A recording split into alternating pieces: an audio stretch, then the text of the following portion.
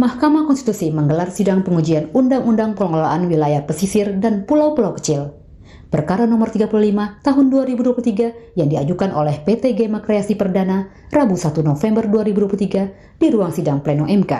Sidang dipimpin langsung oleh Ketua MK Anwar Usman dengan agenda mendengarkan keterangan ahli dan saksi pemohon. Pemohon merasa dirugikan akibat larangan terhadap kegiatan pertambangan secara mutlak tanpa syarat di kawasan pesisir dan pulau-pulau kecil. Dalam persidangan, ahli pemohon Aan Eko Widiarto menjelaskan penambangan mineral tidak dilarang jika tidak menimbulkan kerusakan lingkungan atau pencemaran lingkungan.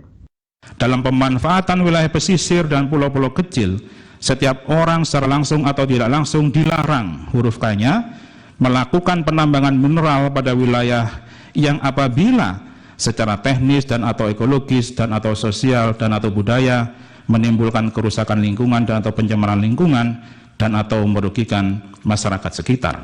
Selain itu, saksi pemohon Abarudin menerangkan, seiring dengan masuknya PT Gema Kreasi di Pulau Wawoni, masyarakat merasakan dampak positif serta mendukung investasi tambang tersebut.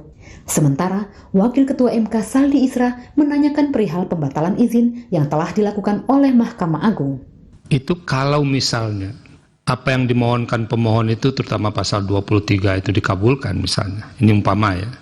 Apakah menurut ahli lalu kemudian itu bisa dijadikan guna dasar oleh pemohon untuk menghidupkan lagi izin-izin yang sudah dicabut itu? Karena apa? Tidak mungkin yang dibatalkan Mahkamah Agung lagi itu dihidupkan kan? Bayu Wicaksono, Agung Sumarna, MKTV News melaporkan. Pinjam dulu 100. Gak perlu pinjam 100. Harga geledek